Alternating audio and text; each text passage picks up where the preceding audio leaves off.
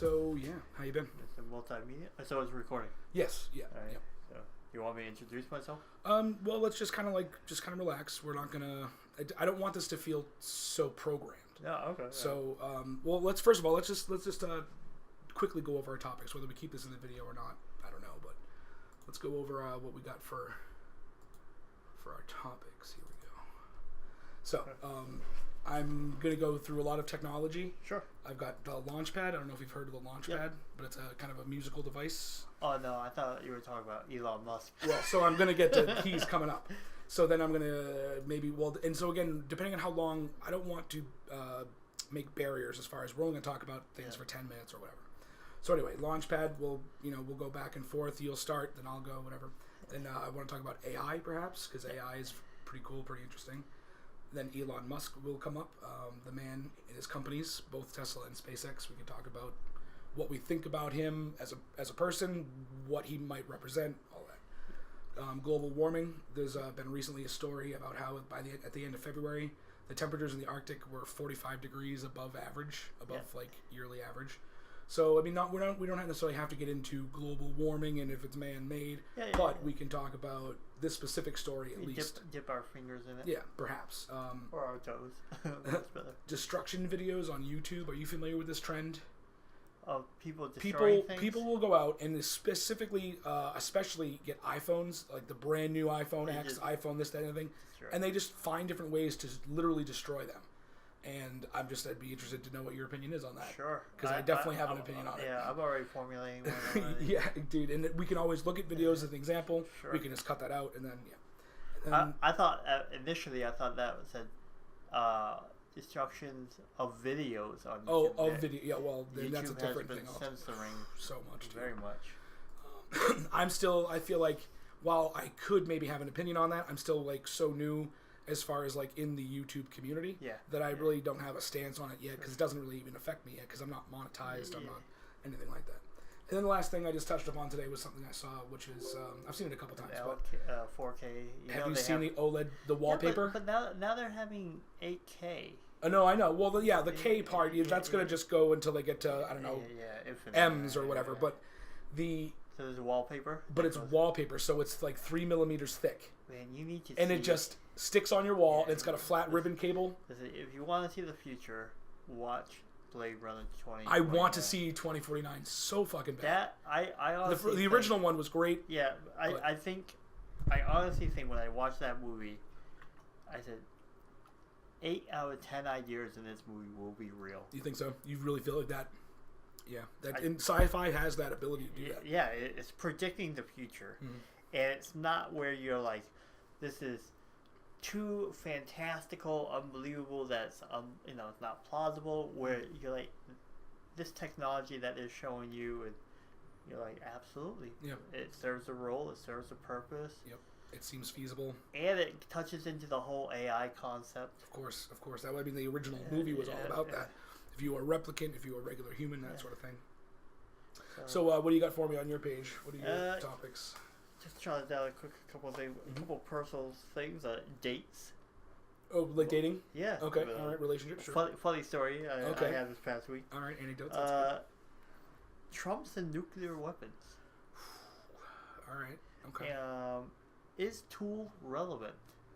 Interesting. All right. And what have you made any changes on? In like my personal life, that sort of thing. Okay. Good and bad. Yeah. Okay.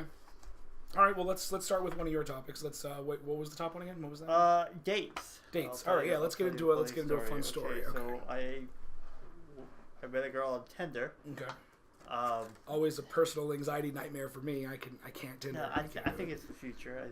I think right now it's the barroom online digital. No, that's true. That's a fair point. And a lot of people have inhibitions about it, but I feel like it actually kind of gives you a barrier where you're like, hey, I can ask when if you turn it in the right way, you might not walk up to a girl at a mall, but it might be easier to walk up to a girl online. Digitally walk up to her. Yeah, I agree. Yep. So, and you'll find that you might have more success than you think, because that's been my case. So we liked each other. I sent her a message like, "Hey, how's everything?"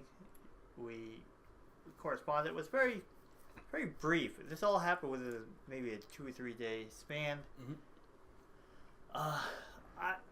Her initial picture, I was like, okay, like, good. I was happy. We're gonna call it a 7. Okay. All right. Or a 6.5 to a 7. When I finally met her, we decided to go out to dinner. She asked me to come to her place. After dinner? No, before dinner. I see. But I said, because she was broke, she didn't want to. But I said, no, absolutely not, because I want, like a true dating experience. Yeah, it is. And you seem kind of a guy should pay. Not in a negative way, but you seem traditional. Yeah. So that's a traditional thing. Yeah. So,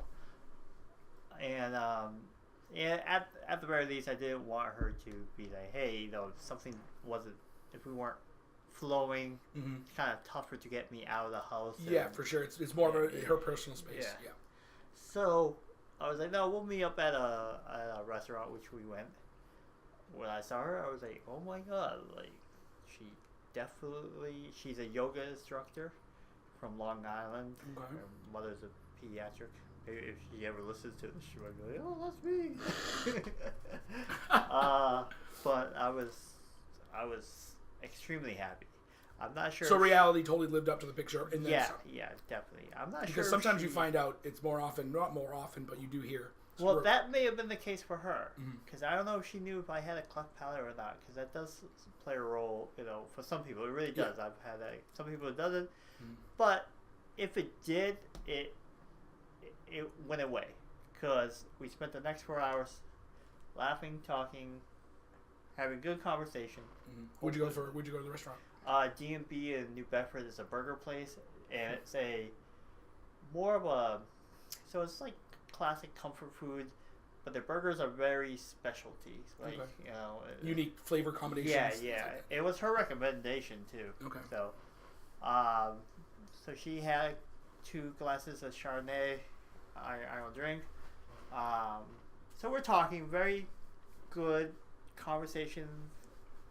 Even the topics of second date are coming along. So I'm like, okay, this is good. Good vibe. Okay. All right. She's like, so we spent about 2 hours there. I was like, hey, our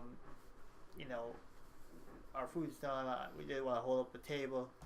Like, you want to continue this, or you want to, for next week or something? She's like, no, let's go to the bar down the street. We go to the bar.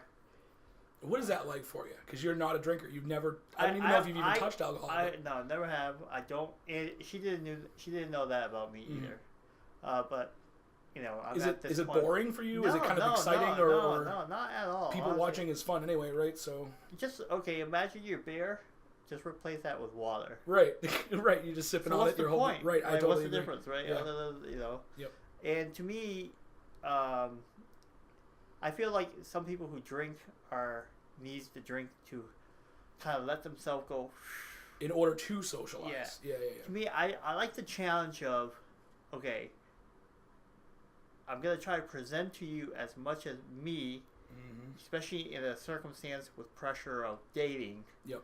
And be as authentic as possible. Sometimes that works, sometimes it doesn't. Absolutely. Yep. Okay. Yep. So for me, I never had a problem. And I told her, I said, hey, I was like, I don't drink. She was cool. She's like, but she was like, oh, I wish you told me. I was like, no, I really don't care. My friends drink, my friends smoke, I don't smoke. So we're talking then. I think drinking for her kind of helped her a little bit. You know, so. Well, for generally most people, I think it does help. Yeah. For me and alcohol do not get along. We used to. We don't anymore. Not anymore, right? Yeah, no. By the time I hit 21, I was over it. Yeah. Which is bad. Because I was like, I can't even. Some people don't ever go over it. I know, dude. Sad. So, we're talking, and end of the date draws up around 9:30. She's like, you want to come over to see my dog or whatever. Now, see her dog. Yeah. Now look, you could read into that as, are we doing something more, or are we really seeing that? Are we just hanging out? I personally, and this is me, I took it. I was not having any sexual endeavors there. Now, if it had happened, if she came on, I would. Duh. You wouldn't have, right. I would. That was not your end goal for the night. Yeah. But to me, I didn't because I was like, I want this to go further. So that was my goal there. Because I liked what she was presenting. You didn't want to leave her right away. Yeah. So, no, I didn't want this just to be a sexual experience. Oh, I see. I wanted to second date, third date, fourth date, you know, bring it a relationship. Because I like what she was presenting. So I walked her to her car. I'm like, what's your address? Just in case I miss a turn or whatever. She gave me her address. She's about 5 minutes down the road. Looking back at it now, I wish I kind of did follow her. But so I go to my car, I drive, and I'm starting to get allergies. And I'm like, oh man, my nose is stuffy. I fucking hate it. So I pull to the gas station to get tissues. When people hear me, I told the story to another friend at work. She's like, oh, to get condoms? I'm like, no. It was just to get tissues. The lead-in was runny nose. Yeah. Condoms right? They just don't believe me. Even then, like, oh, a girl invited you to the apartment? Like, So I go to the apartment. It was more than a 7-minute deviation. I see her car. Her lights are on. Knock on the door. Text her. No answer. None whatsoever. Weird. That's what I'm saying. So I text her 2 or 3 times. I'm like, hey, I'm outside. It's freezing at this point. Door. Yeah, this is Saturday night. It was chilly. Yeah. And I knock on the door. I hear the dog. The lights are on. I'm pretty sure I see the same coat that's hanging through the window sill. I'm looking like a creep in the bedroom over here. And nothing. I could have swore I saw a person's head. Like peeking or something? Like walking by. Oh, I see. Inside but I could have swore, I for can't sure. be 100% sure. Right. So, an hour goes by. Well, not an hour, but like 45 minutes go by. Her upstairs neighbor comes down. And I'm like, hey, now I'm kind of worried. Because I was like, good day. She could have passed out. Or hit her head in the bathroom. I mean, she was drinking, so you never know. Yeah, she had 4 drinks. She wasn't sloshed. Sure, yeah. And so her neighbor comes down. I'm like, hey, I tell her the story. I read out this girl who lives down here. She lives here because her name's on the mailbox. I confirmed that. Her car's there with the driver's plate because she lives in Connecticut. I saw that. And they was like, oh, there was a couple who lived here. But she's like, don't take my word for it. It's been months, since I ever talked to them. Yeah, I knew the girl said she had an ex-boyfriend a few, whatever. And I was like, okay. I'm like, should I call the police? Because I'm kind of worried here. Like, she's like, well, where's your mind going? Like, why? Well, I don't know. Like, to me, maybe she got abducted. Yeah. Oh, I see. Okay, yeah, okay. Or, like, maybe she passed out and choking on her vomit. Yeah. I really don't know. Right. It just didn't make sense of having a great night with friends, or, And then getting the invite proactively, like you weren't seeking it, she gave it. She gave it, there was no, like, hey, let me come over, And so, after that, she's like, the neighbor said, first date, maybe she got cold feet. Fair enough. Right. So I said, okay. So I go home, an hour later, I text her, said, hey, thank you for the good night. I hope to hear from you, just to make sure you're safe. Yeah. I get nothing at all. And how long ago was this? This is Saturday night. Okay, so right. Sunday morning I go to work. I tell a coworker at lunchtime, like, hey, what do you think I should do here? Yeah. She says, drive by the house. If everything's exactly the same, do a wellness check. Like, call the cops and say, hey, I'm concerned for a friend. Okay. I drive there. Car's changed. The blinds have been lowered. So now, and now I'm thinking about, she must have put the blinds up when she got home. on Unless they're Saturday just up by default, and then she decided. I don't think most women don't have their blinds up, especially when they leave the place. If you ever, women usually, because they don't like people seeing into their house. Right, for sure. No, I agree. Yeah. So she must have put the blinds up to see when I'm coming. I'm assuming here, Right, but right. it seems logical. But when I went back Sunday afternoon at 4 o'clock, I just drove by, I parked, and I looked around, and I saw the blinds were down, the car wasn't there. So that actually made me relieved. Yeah. At least there's activity, movement. Yeah. So I go home, I text her, I said, hey, no hard feelings. I hope you have a good life. You know, if things change, hit me up. Just let me know you're safe at least. Yeah. No response since then. Man. She hasn't been on her social media. I was a creepy. I did check her social media just to be Well, but it's like you met her on social media. That's where you know she hangs out. Yeah. So that's, you know what I mean? Like, if you would see, that's the thing, man. Especially as men, we have to walk this line in our own mind about, are we being creepy, or are we just legitimately just trying to get to know somebody? You know what I mean? And it's like a very delicate line to walk. I would imagine even just hearing you, I could hear other people, imaginary people in my head saying, you drove by her house. Yeah. But exactly. But why not? If you're legitimately worried that this person could be in trouble based on having a good interaction and then an invite to the house and then all of a sudden ghosted, like, it just seems like a little odd. So your mind could assume that, oh, maybe something happened. And it's so. But then good luck, have a good life, because what else can you do? And that was out of my hands. So Right. at least I know, hey, she did move the car at one point. Yep. Somebody did, or at least. Well, now you said she was from Staten Island, or Yes. works in Staten Island, but she lives in Connecticut. No, she was from Staten Island. She grew up in Staten Island. Mother divorced, moved to Connecticut. From Connecticut, she moved here with her boyfriend, ex-boyfriend. And Dartmouth. From Dartmouth, moved to New Bedford. She works as a dental receptionist and a yoga instructor. All right. 28 years old, so it wasn't like she was like, immature girl. She was fairly well spoken, fairly educated.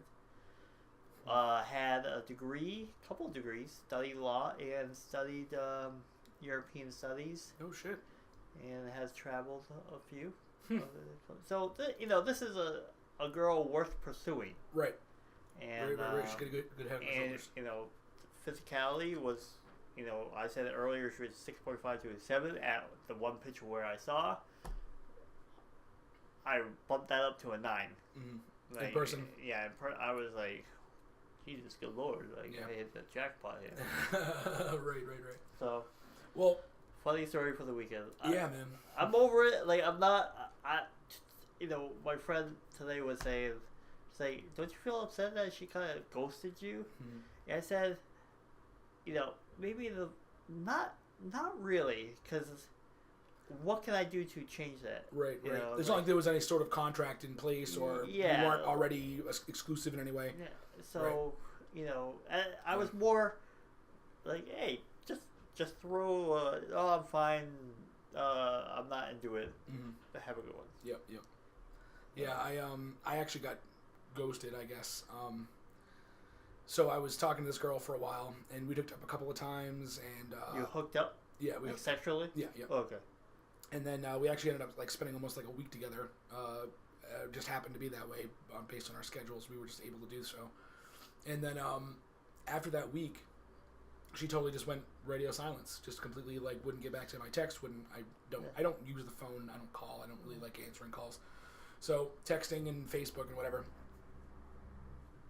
And it took probably 4 or 5 months to get any response out of her whatsoever. And it was just like, hey, sorry, I know I ghosted you. I know that's immature. I just trying to work through some shit, which I get, and I don't fault her for it. Yeah. And I also understand the path to maturity. Some people would say, well, the mature thing to do is if someone picks a fight, the mature thing is to stand up for yourself and fight back. Other people would suggest that the truly mature thing is if someone's picking a fight, you just walk away. You ignore them. So now, and that's, I'm just using this as a loose framework. I'm not here to talk about fights, but. Well, you can let the conversation. We could segue if you want, but anyway,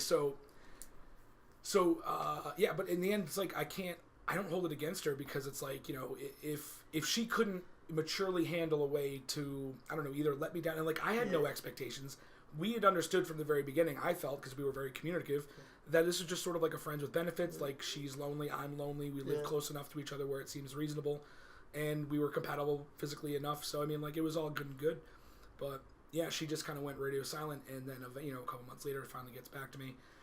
But, yeah, I wasn't mad, just like you said. I'm not angry about it. I wasn't holding any kind of grudge.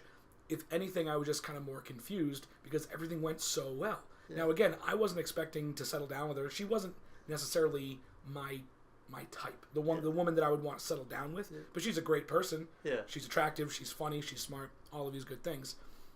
So, you know, that's all well and good. But, yeah, I was just more confused. I wasn't hurt. I wasn't disappointed. I wasn't mad. Like I said, I just didn't get it. Because I don't play that. To me, that seems like somewhat of a mind game. Yeah. And I'm not good at playing them because I'm not good at sustaining falsehood. I don't know. Not to say that I'm not capable of lying when I have to or feel like I should or need to. All humans can lie. But I'm not good at perpetuating bullshit. Well, you think she was bullshitting you from the beginning? No. That's the thing. That's why I'm not mad. Because there was no bullshit. We were both very clear about what we were expecting and thinking and wanting and needing in that moment, which was just some intimacy. Humans getting together, keeping each other warm, whatever you want to call it. But yeah, that was my experience, my really only experience, because I'm not a social butterfly. I don't date. I don't try to date because it's too fucking complicated. People are complicated. So, but yeah, that was my one and only and most somewhat recent experience with ghosting. But yeah, it's not something. You know, it's like if you had dated 3 or 4 times and it was like things were really good and you maybe even did share an intimate space for a night or whatever, even just or a movie theater or something. If you feel like you're close and then you get ghosted, that's when I'd get a little, you know, shook. I'd be a little like, whoa. Yeah, I actually, you know, from my experience over the years, I actually think everybody's guilty of a ghost. Oh, absolutely. I think you're going to get ghosted on and you will ghost somebody. And it doesn't even have to be within a relationship as far as like an intimate relationship. Yeah. You can ghost a friend. You can ghost a colleague. Yeah. And I feel like, is that the most mature path? Probably not. The most mature path would be facing up to, you don't want to make that plan with somebody. Or you made that plan but now you want to back out. But instead of just not showing up and not talking to them for 6 months, you actually just confess, hey, sorry, you know I said I would, but... You know, I see. Sometimes I think, like, let's say the ghosting of friends. I think sometimes, what your headspace is at, like, a couple months ago or a few years ago, where you're like, oh, I'm not in the headspace of hanging out. Mm-hmm. 2 ways to look at it, like, oh, you know. Maybe you need some friends to come and hang out to get you out of that. Or maybe you're not really in that headspace. Right, yeah, I think, you know, we've all been in there. And I don't necessarily think that to be mature, you have to... Like, I had a friend who I just... After a while, I was like, you know... Your mental processes have changed. And you know they no longer realign with that person. Mm-hmm. So what's the whole push of, hey man, sorry man, but I don't think I'm gonna be. Maybe just that's a hard conversation to have. Or just what's wrong with gradually dying? Yeah, a friendship. Well, and I think it does happen. Well, I think that actually does happen, and I think it just had that slow, gradual petering out of communication. I think it just happens naturally. Yeah. Like, I got a friend, actually, you know, Meg Benjamin. No longer Meg Benjamin, sorry.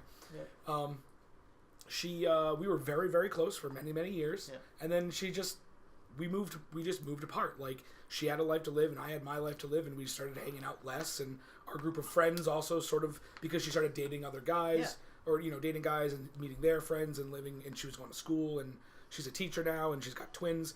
So it's like, I like to... And this is what the benefit of social media, like Facebook, which we could get into a whole 2-hour conversation about that alone.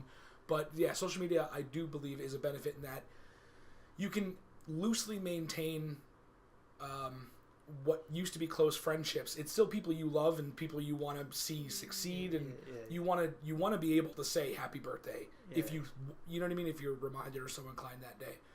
But it's also not something like you're going to be going to their next. You know, whatever birthday party, right? Exactly. So, it seems like there's a new gradient of relationships. Like there's a spectrum of relationship now. I think it's acquaintances that are easily accessible now. Yeah, that's true. What's funny is a lot on Facebook, a lot of things, speaking of technology, is Facebook, a lot of former CEOs and engineers have said that Facebook is unhealthy for you. It's engineered for you to repeatedly come back, get your likes, get your the views. Little dopamine fix. Yeah, and they purposely engineer this, and I personally, and when you're going to the YouTube community culture, they all generally point to this whole Twitter, Facebook, Instagram, Snapchat medium where now it's your indulgences are readily available for all, not and rot. Right. For good and bad, they're all there. Yeah. And people, everybody who has that person who shares everything, opinions that are posted online, and may they be validated or not, will get argued over it. And in some ways, it's good to have a discourse, but in some ways, this is, I think, the next step, with podcasting and stuff like that, obviously, where you can have a conversation and figure things out. It is. Well, so what I mean, like, obviously, this has a lot to do with the technology, like you said. I mean, we've never really been in this place in our society, in our culture, ever. Well, we have instant communication, instant connectivity. Oh yeah. People that you 10 years ago would have been an acquaintance, where you met them 5 years ago and you're somewhat friendly, but now your acquaintances are literally keeping up with you all the time, whether you're close to them or not. And you have to posture it. There is, well, so that's the benefit, or that is I don't know if I'll call it a benefit, but it is one aspect of the social media thing where talking like this in person in real time, your debate or your topic will be only as good as what you know to your heart, what you've already dedicated to memory. When you're online, you've got all the time in the world to craft, which I usually do take advantage of because I am aware of that advantage. If I'm going to make a response online, you'll probably notice that they're usually fucking paragraph upon paragraph, because I'm taking everything that you say step by step, not you, but you in the whole, point by point. And then here's my reaction in chronological order, because that's the way my mind works. So I think social media can benefit you in that you can be more precise in what you're saying, and you can be more assertive in that. Look, I literally just 5 minutes ago looked at 7 different articles, 3 different videos, and they're all basically, like, you can't buy one and say that's the truth, but you could possibly read 7 and then take what they share and make a generalized consensus. Isn't that, like... It really depends on what. See, let's break this down even more. Where you said you would make a post, a conversate, and break it down bit by bit. Okay. I generally see, with the posts that you make, if this is just a critique, that they are too emotionalized. Oh, I know. I can't, dude. I'm trying to work on that. But also, they are too vague. Okay. There are no, like, you brought up the comment of, you can watch 7 videos and you could bring up consensus. But are those 7 videos based on statistical data or facts that are on the books, right? You can't I hate interpret this, right. Yeah, I hate this. That meme where there's 2 people and they're looking at a 6. One person looks at it from a 6 and one person at a 9, and it says, "Oh, they're both right." And then there's another meme that says, which is the correct meme, I would say, is I wouldn't say I know, because the intention of that person who wrote that 6 is a 6. Right. Intent does matter. So, there we go.